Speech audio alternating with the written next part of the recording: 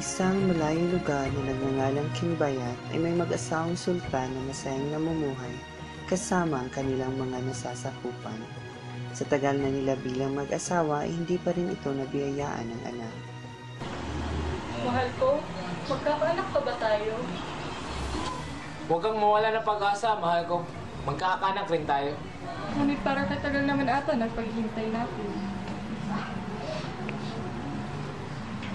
Hana, mahal ko. Mahal! Lamitan! Mahal, anong nangyari sa iyo? Mahal! Tawagin niyo ang manggagawa ng ating banwa! Huwag po kayong mabahala. Maayos po ang kalagayan ng mahal na sultana. Eh bakit siya nahimatay? Ito'y dulot lamang po ng kanyang labis na pag-iisip at... At ano? Mahal ko. Mahal ko, buti naman at gising ka na. Mabuti at gising na po kayo, mahal na sultana. Uulitin ko, ang kanyang pagkahimatay ay dulot lamang ng kanyang labis na pag-iisip at ang kanyang pagdadalang tao. Buntis ako? Opo, mahal na sultana. Narinig mo yun, mahal ko? Nagdadalang tao ka daw. Dininig talaga ni Allah yung mga panalangin natin. Magkakaanak pa tayo. Ang sultan ng Kimbayat ay labis na nasiyahan sa balitang nagdadalang taong sultana, kung kaya't nagkaroon ng pagdiriwang sa kanilang banwa. Ang lahat ay nagdiwang at nagsaya at dahil sa labis na kasiyahan ng sultan, umabot ang kanilang pagdiriwang hanggang sa kapanganakan ng sultana.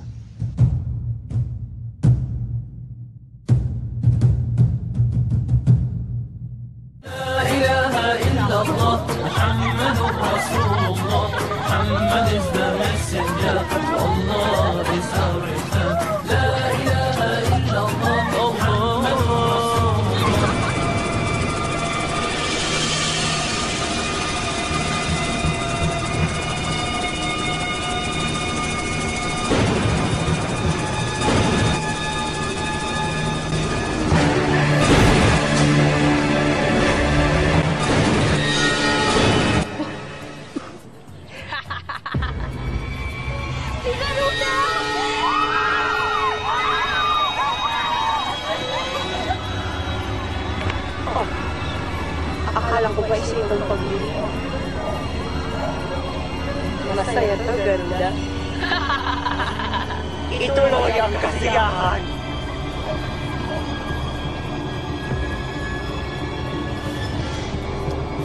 Itinakas ng sultan ang kanyang asawa.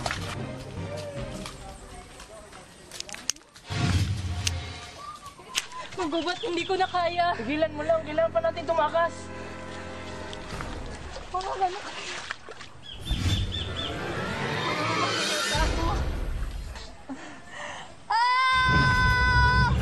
Kaya mo yun.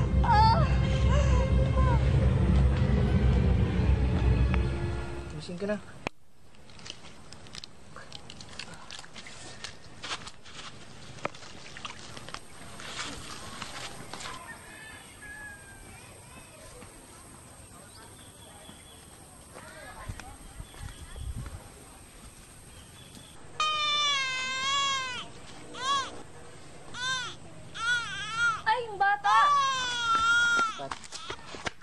Mahabaging Panginoon, sinong walang iyang magulang ang iwan ka rito? Kawawang sanggol. Magubat ang anak ko. Puntahin ka muna, aking mahal. Hindi, nasaan ang anak ko? Binalikan ko, pero pagbalik ko, wala na siya. Hindi maaari.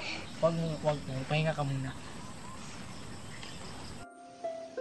Ang mga ngalakal na nagngangalang Juhara ang siyang nakapulot sa sanggol at dahil nahabag ang kanyang damdamin ay kinupkup niya ito at tinuring na tunay niyang anak at pinangalanan niya itong Bidasari. Bidasari! Bidasari anak, halika nga rito!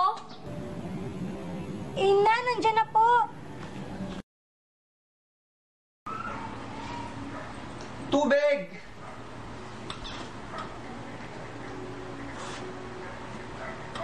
Narito na, mahal ko. Bakit ikaw nagbigay nito? Maaaring magtapat si Binati ang gumawa nito. Hindi. Ayokong umaalugin sa iyo ang mga babaeng iyon. baka agawin ka nila sa akin.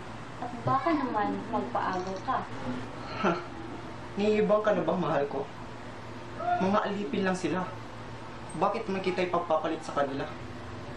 At kung sino pang magagandang mga babae aligid sa akin, ay hindi pa rin kita ipagpapalit. Ikaw yata ang mahal ko. Ikaw ang bukod tangi sa lahat ng mga babae. Kaya nga ikaw ang asawa ko. Kahit na. Bilansari, tulungan mo nga ako rito. Opo, ina.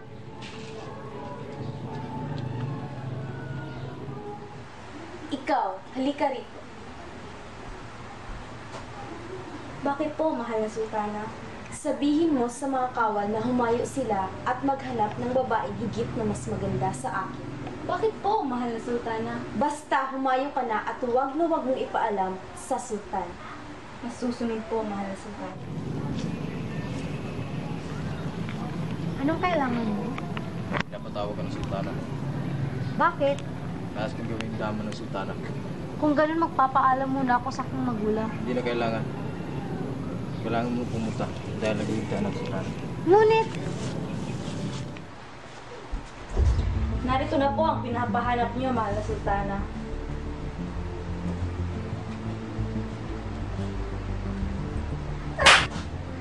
Ipakulong mo siya. Masusunod po, mahal na sultana. Ngunit sultana, ano to? Bitawan mo ako!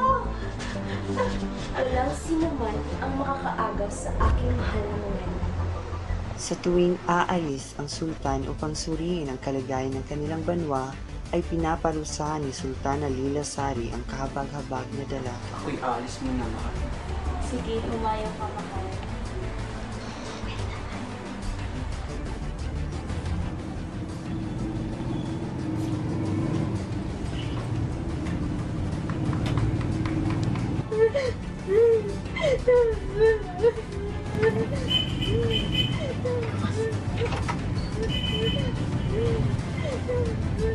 Kumusta?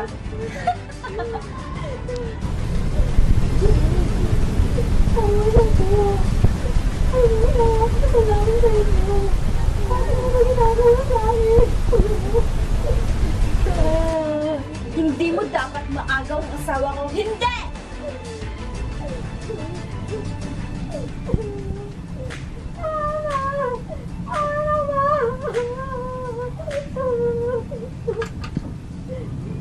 Gusto niyo ba ako mamatay?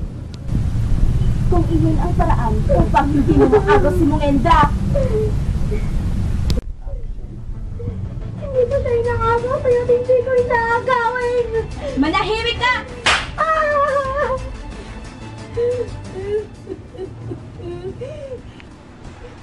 ina, ano po ito? Ito ang isdang ginto, anak.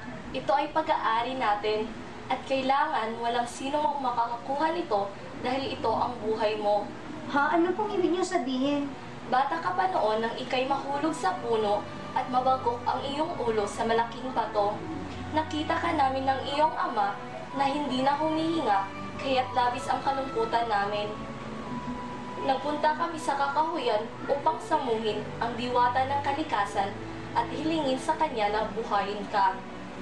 At ibinigay niya ito at sinabi, dito nagmumula ang buhay mo. Kaya dapat hindi ito maalis sa tubig dahil mamamatay ka. Kaya itinago namin ito sa hardin ng iyong ama. Kaya ayaan na, ingatan mo ang isdang ginto. Opo, ina. Ang isdang ginto. Ang isdang ginto sa hardin niya, ma. Anong magagawa nito sa'yo? Sa akin? Ay, mo itong gamitin sa pagpatay sa akin. Gamit lamang ng isang isdang ginto, mamamatay ka na? Niloloko mo ba ako? Hindi. Gawin mo itong kwintas at isuot mo ito. Isuot mo ito kung araw. At sa pagsapit ng gabi, ibalik ko ito sa tubig. Ayon kay Ama, ito nagsisilbing buhay ko. At sa oras ang pasakamuetusan ng iba, ay mamamatay ako. Totoo ba ang iyong tinuran? Ito may mahal na sultana. Kung ganun, kawal! Humayo kayo sa kanilang hardin at dalhin sa akin ang isdang ginto. Nagtungo ang inutusan niyang kawal sa hardin ng ama ni Bidasari at kinuha ang isdang ginto. Ito pala ang isdang ginto. Kay gandang pagmasdan. Sultana, maaari na bunga akong lumisan at bumalik sa aking mga magulang. Mamatay ka rin lang naman. Ipatapon siya! Wala nang makakaagaw kay Miyendra.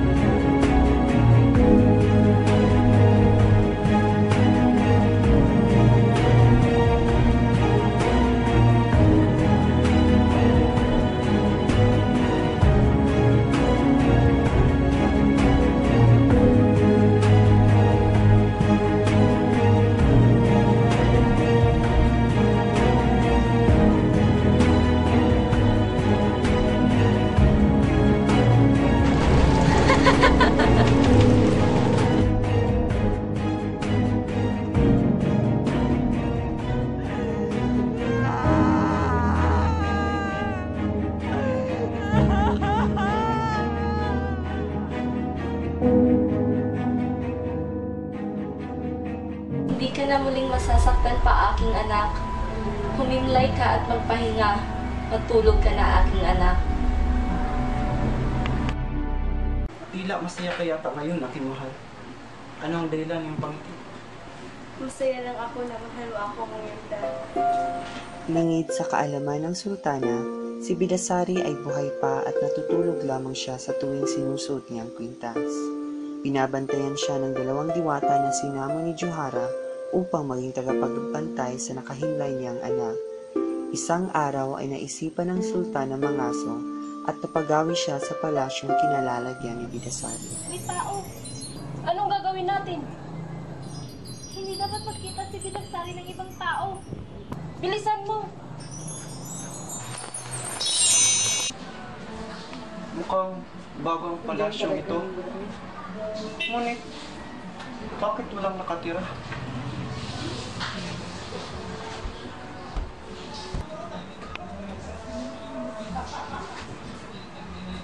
Binibini? Binibini? Ano yung nangyari sa kanya? Babalik ako.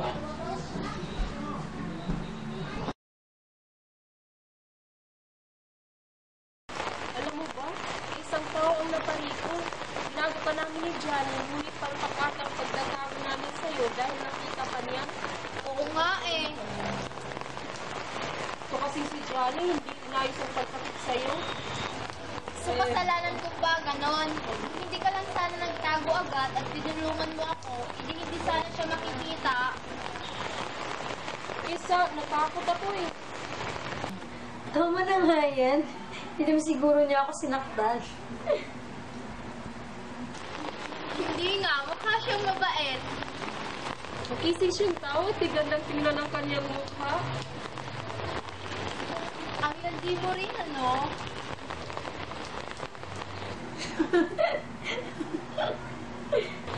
Mukha atang nabighali siya sa'yo, Bidasari.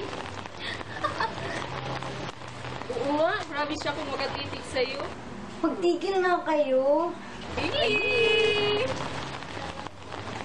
Malapit na sumikat ang araw, Bidasari. Bumalik ka na sa iyong higaan.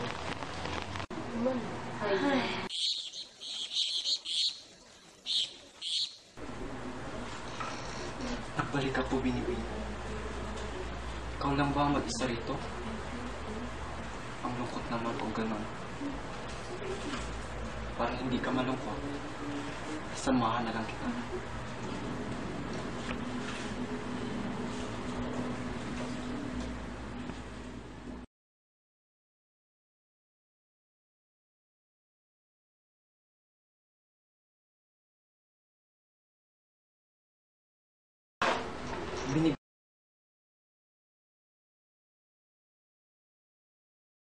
Sino kayo? Lumayo kayo! Huwag kayong lalapit. Huwag ka maglalabini-bini. Hindi ka nila masasaktan. Huwag kang mag-alala, Ginoo. Mababait sila. Pero, Anong tingin mo sa amin, mga halimaw? Tagabantay niya kami. Ginoo, ako po si Bilasari at sila naman po akong mga tagapagbantay. ako nga pala si Sultan Mungindra. Wala nang makakaagaw kay Muyendra. Ikaw? Ikaw ang asawa ni Sultana Lilasari? Oo, ako nga. Siyang may kagagawa nito sa akin. Ano? Paano? Pinakulong niya ako at palaging pinaparusahan. Nais niya akong mamatay upang hindi raw kita maagaw sa kanya. Kung nais kanyang patayin, bakit hindi kanya pinatay? Nakataas ka ba sa kanya? Hindi. Sa kadahilan ng hindi ko na kaya ang pagpaparusa niya sa akin, sinabi ko sa kanya ang pinakaimportanteng bagay na kikitil sa aking buhay. Ang isdang ginto.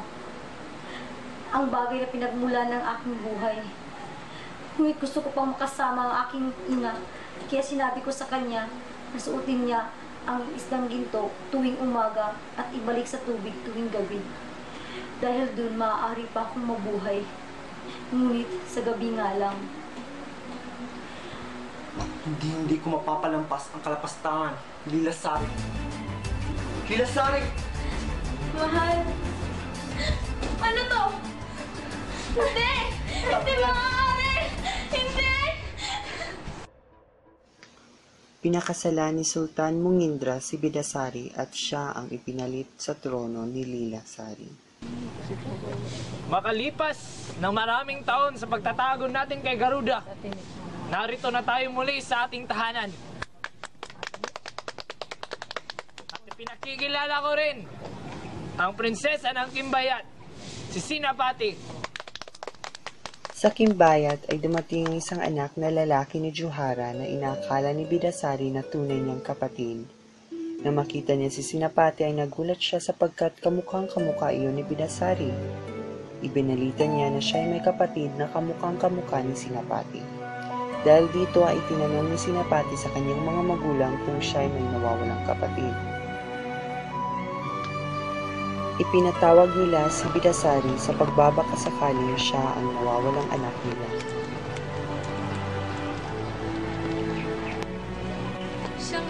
Siya nga ang sinasabi ng aking anak, ang kamukha niya. Siya nga pala si Bidasari. Hindi ko siya tunay na anak. Patawarin mo ako, Bidasari, kung ngayon ko pa lamang sinabi sa'yo.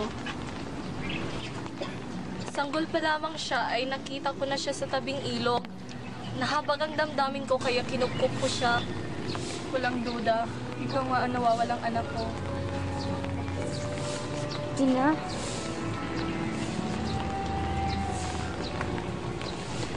Maligayang pagbabalik, kapatid.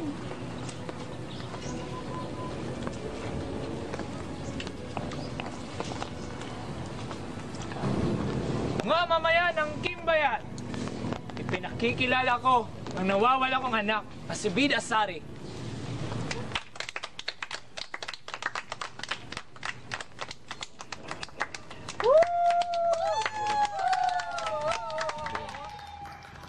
Nagdiwang muli ang Kimbayat sa pagbabalik ng nawalang anak ng Sultan at Sultana at namuhay sila ng mapayapa.